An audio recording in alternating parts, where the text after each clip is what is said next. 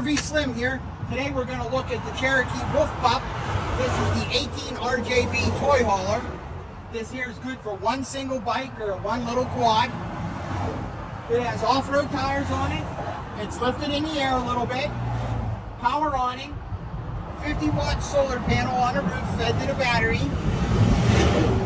If we go inside here,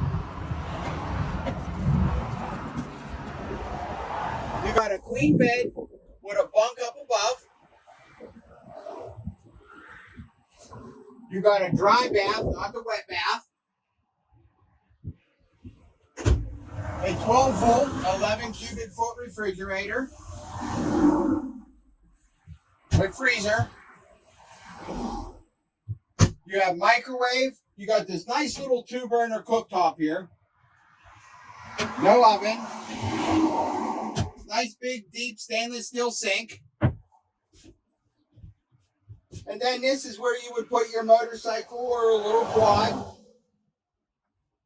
But the real nice thing about this is you got this little tiny patio deck on this. For being a little one, you can have a deck. You can sit out there, you can eat. So stop by Butler RV Center, ask for RV Slim, and let me show you this unit today.